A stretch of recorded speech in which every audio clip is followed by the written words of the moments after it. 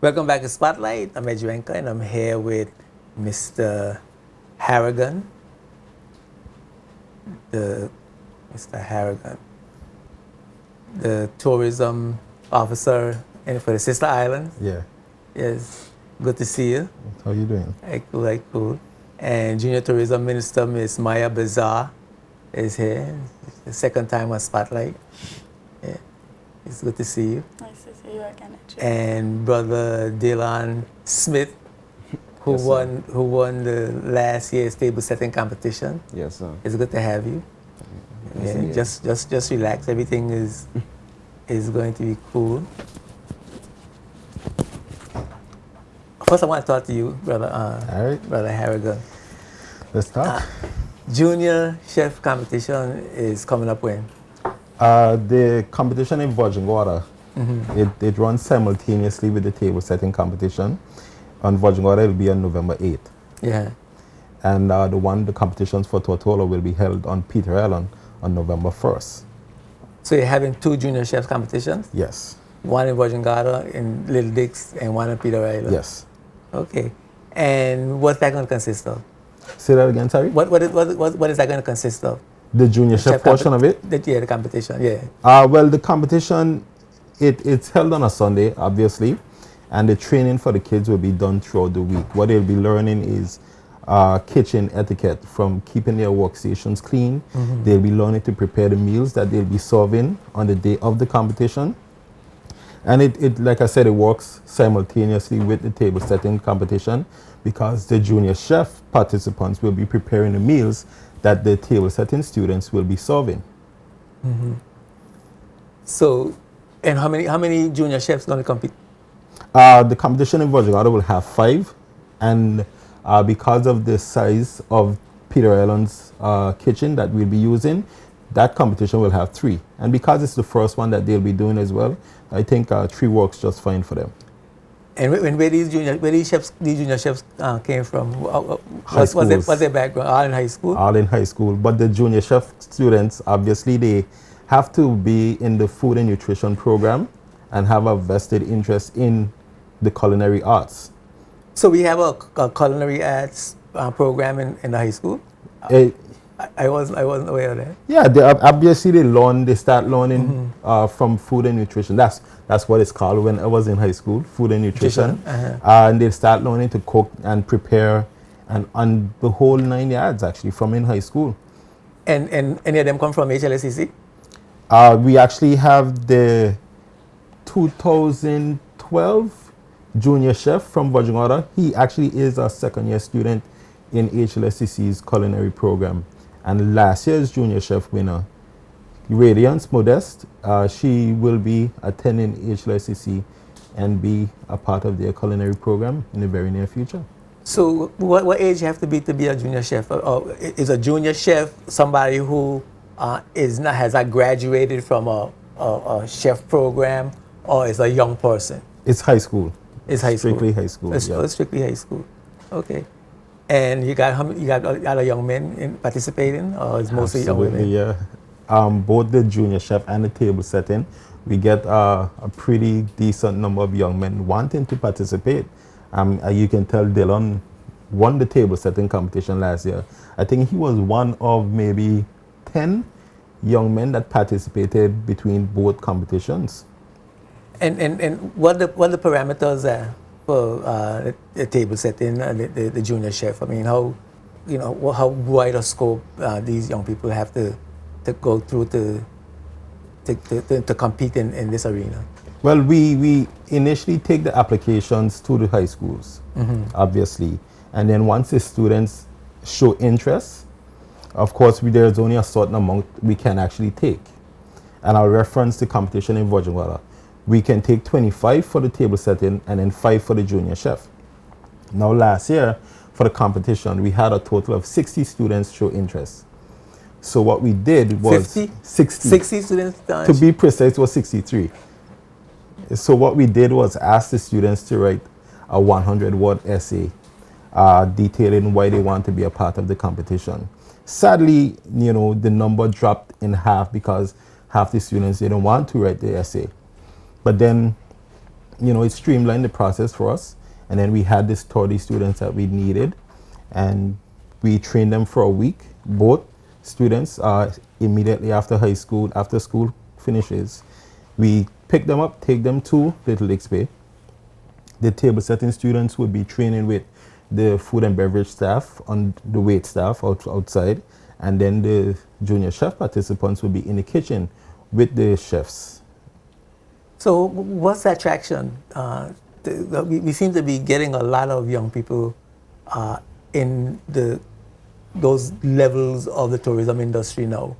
What's the attraction? Is it that we're doing more promotion? We are getting Virgin Islanders to understand the importance of these areas of tourism? I think we're actually doing a pretty good job in educating the next generation about the importance of such positions. And then they too are beginning to identify from an earlier age what some of them actually want to do. If some of them are actually very much interested in the culinary arts, so then they gravitate towards that from early. So then from the time a competition like this presents itself, they jump on the idea. So the winners of the competition, what they get? Oh, it's a cash prize, and then there are a few other benefits here and there where they might work with CCHA, or like Dylan, for instance. Rosewood Little Lakes called him up to come and work for them when he was on holiday from school. Stuff like that. A few more opportunities. So they get more opportunities, more exposure. Yes, absolutely. And so on.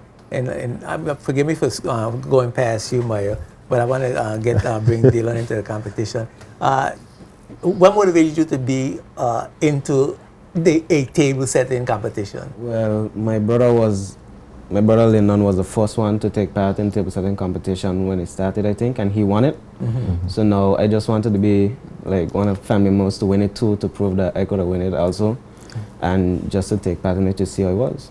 Okay. And how and where did you learn how to set the table? Well, I learned to set tables from, well, my mother worked as a waitress there, mm-hmm. so she taught me, and I learned from a supervisor that was there teaching us. Okay. And where do you see this giving you an opportunity in the tourist the tourist industry, in the hotel and management industry, where you see yourself going in the future starting at this point? Well, if you had to walk off of that, I would say I'll be a food and beverage manager at Rosewood Little Lakes Bay. Since I don't already know what's really going on, get a little base off of it, go come back and don't already understand what's happening. So okay. So you still in high school? No, I graduated. When did you graduate? This year. Okay. And so what you doing now? Well, right about now, I'm working. You're working at Little Lakes? No. Okay. So you're working at what? Working at a construction company. You're working in construction? Yeah, because trying to see what options I have in life, so I don't go to college and just waste money right away and waste time, because you got a lot of people doing that. Okay. So before you go to college, mm-hmm. you're thinking about college, but you want to explore, you're exploring the world of work to see if there's something that you like, perhaps not necessarily in the tourism industry, but in another industry that you might gravitate towards.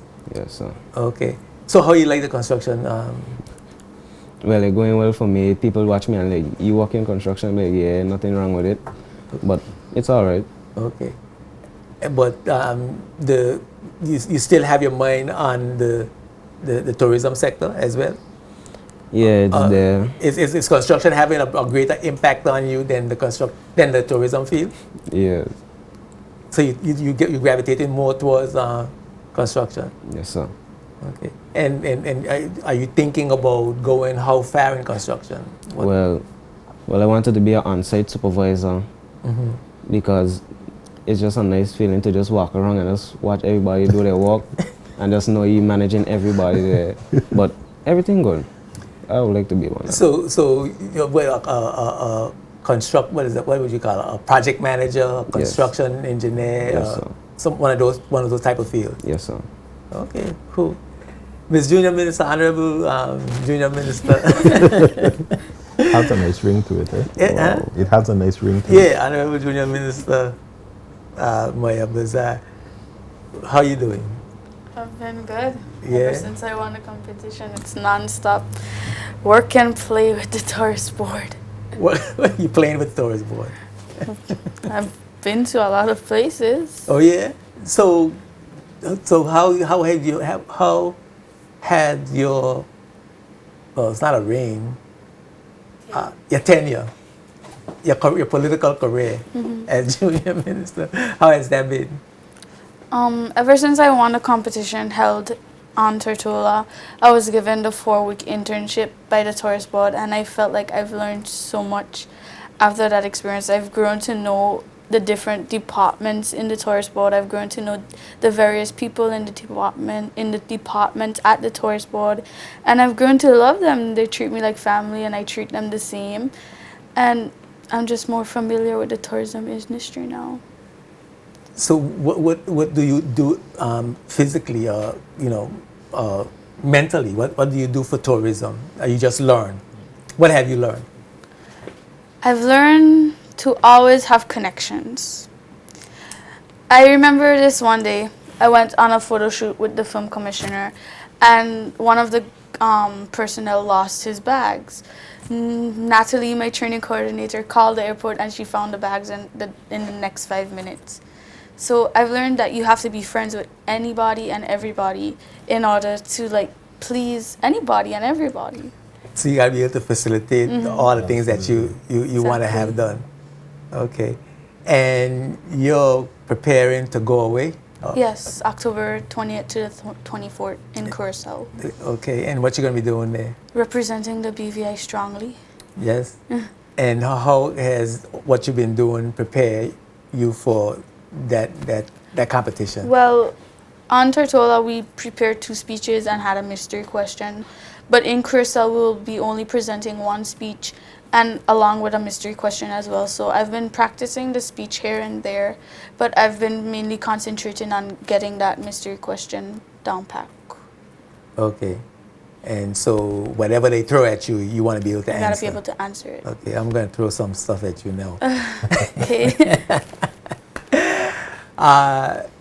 Well, what have you seen in your up close look at our tourism sector changes that you would like to make, or things that you would like to see happen, whether it's in promotion, whether it's in product development, whether in service development? Have you paid attention to the point where there's some changes you want to make as Minister of Tourism, albeit the junior minister? There's no doubt about it that the BVI has natural beauty. There's no doubt at all. Look at the bats. I think in order to preserve that beauty, we need to also make sure that the people on our islands are respecting it. First of all, I think having a hospitality school would really help the waitresses and waiters extend their customer service, so they'll be treating our guests more formally, more nicely. And also, I believe that we should try to bring in bigger movie productions, probably expand on our hotels, because that's the main reason they're not coming, because we don't have enough hotel rooms. So if we're able to get big productions, we'll be able to market our island. That's free advertisement. You can get millions of dollars worth of advertisement from there. Okay, so you want to do more films, you want to improve the service. What about the product itself, the activities? We're getting a lot of cruise stories coming in the next year or so. Next season, we expect high cruise stories. Persons are saying that there's not enough to do. The tour operators are saying there's not enough to do in the BVI. There's not enough cultural activities. There's not enough social activities. There's not enough nightlife. What are you looking at those things? Have you seen that situation? Have you formed an opinion? Oh, definitely. Working at the tourist board every Wednesday, or almost every Wednesday, we would try to go to the cruise ship pier and help with the customer service and so forth. So I've noticed that a lot of people tend to come off of the cruise ship late, and most of them want to go to the bats and experience that beauty itself. So they would end up missing the 9 o'clock ferry. I think that we should have another ferry to take them over, and it shouldn't be so late. Like, it should probably be a 10 o'clock ferry or 11 o'clock ferry, so they'll be back in time to get on their cruise and leave the island. But in creating more activities. I would definitely extend, like, add more packages to zip lining, add more packages to the dolphin discovery, probably add more tours, not around the island, but to different historical sites. You can have a historical tour or just a green tour where you see just the greenery of the island, beach tours. So a lot of packages should be made. Okay. Now, we have a seaweed problem. Oh, sargassum? We have a seaweed, yes, sargassum, right? Okay. It comes in, it smells of the place, it's unsightly on the beaches. Little Dix is having some challenges with it right now, right? It's territory-wide pretty much. Territory-wide, pretty much. I'm thinking that we need to do something about the seaweed problem before it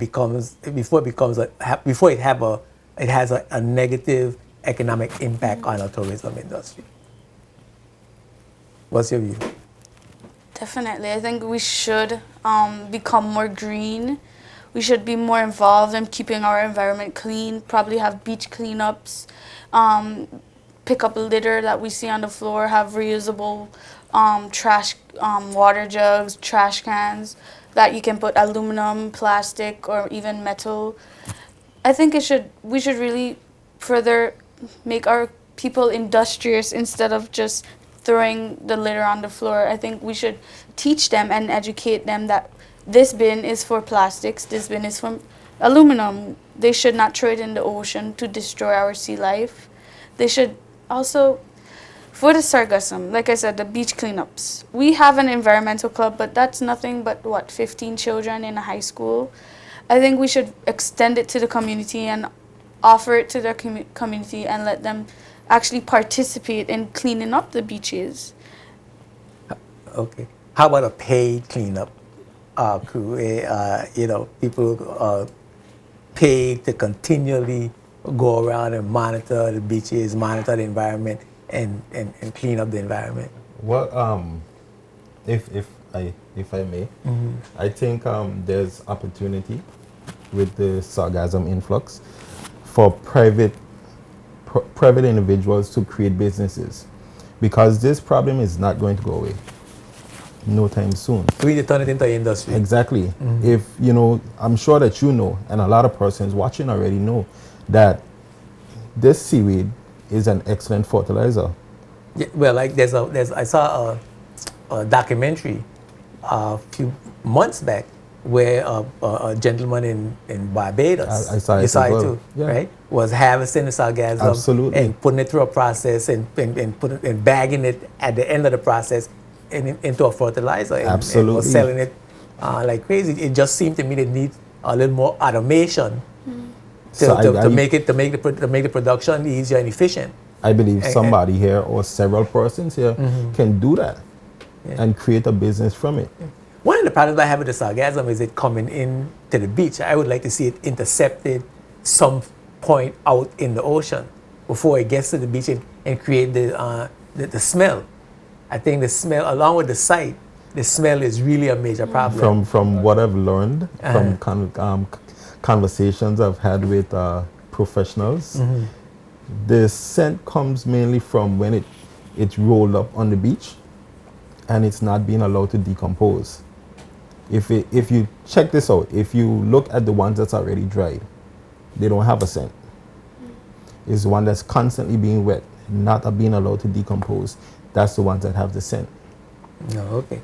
Well, I think we need to investigate it and start looking at the best way to intercept it and prevent the smell and to prevent the unsightliness on the beaches.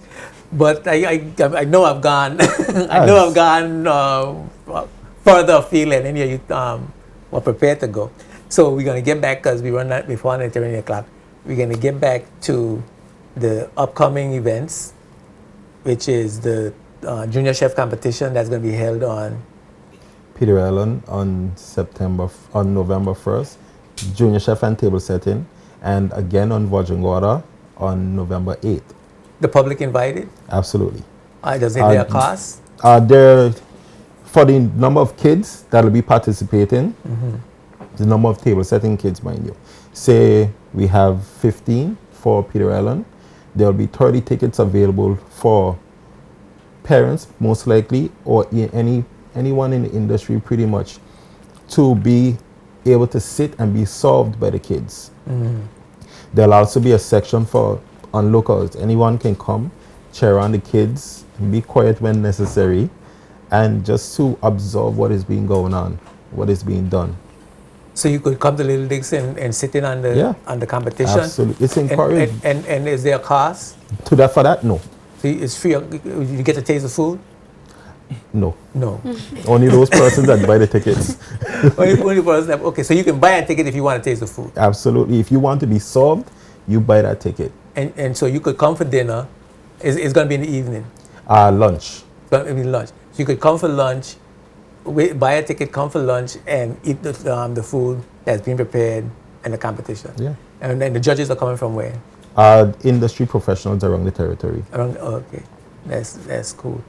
And it's the same with the table setting. So the kids gonna be setting the table for the event. So what the setup for it is we typically give the kids about a half hour. They start setting the table. Then once they're done with that, and then the judges have their time to check for a little, it's nitpicking, their nitpicking session, which is, it's because I've spoken with several of the judges, it's very hard for them because it's near perfect. So then after that, the persons that are onlooking, they can walk through, don't touch anything. Look, take pictures if you want, and then backpedal. Then the service aspect of the competition takes place. That's when the person that have the tickets are seated and then served. Okay. So they're going to be looking to see if the fork's in the right location, the plates, the spoon. The right distance from the edge, the tablecloth is, they check everything. And do you have to fold the napkins in any particular way? Does that help to get you points? What Dylan can speak to this too is that's that's one of the major parts. The display is one of the major parts and points, because you have to make sure the display is on. You have to look perfect. Okay. Everything has to be perfect on your table. So how did you fold your napkin? Well, my fold was very, very, very, very hard to do, but I got it mastered in like 3 days, and my fold went inside the water glass. It was beautiful. I like my fold. I put a little flour in it. You made the napkin into a flower? I made my napkin into a crown. A crown? Yeah. And wow. So there was this crown sitting in the center of the It's in the center of the water glass with a little flower in it. A little yellow flower. All right, cool. So that sounds I kid exciting. you not, if you see some of the displays. Okay. So how personally I want to come, who do they call and how do they get to go to the event? They can call myself at in the Virgin Water office for the tourist board, 495-5181. Okay. Or they Give can, your name again. Kyle Harrigan, Okay. Bvitb tourist board. Yes. Or they can call Natalie Penn and the office in Tortola, 494-3134. Okay, cool. So we're looking forward to that. It's November 8th in Virgin Gorda. November 1st In November 1st. in Peter Island. So November 1st in Peter Island, November 8th in Virgin Gorda. You got it. And this is all at what, 12 noon? The table setting itself starts at 11:30 a.m. Now, bear in mind the junior chef kids will be there long before, prepping, cooking, doing their whole nine. All right, cool. Great. Well, it's good to have you. Thanks for having Good to us. see Thanks you. for having me. Good luck on your trip to Curacao and much success to you. Thank you. And you seem to be doing a great job as Junior Tourism Minister. That's good. And Dylan, well, I wish you well in the construction industry. I want to get him back. We But want to you get seem, him back. Tourism. you seem like a tourism, you got the face of a tourism manager, you know, somebody out there selling tourism. You got that face, that selling face. We'll see. Yeah. And of course, Kyle, it's good to see you as usual. It is good. Always Great. good. We're going to take a break for a word from our sponsors. We're going to come back with Dean, the sportsman. We're going to talk about sports in the BVI. There's a lot to talk about, a lot happening over the last few weeks. Don't go away. Keep it locked right here at the Spotlight. We'll be right back after these words from our sponsors. Spotlight is brought to you by Tortola Concrete Limited, the National Bank of the Virgin Islands, and CCT Global Communications.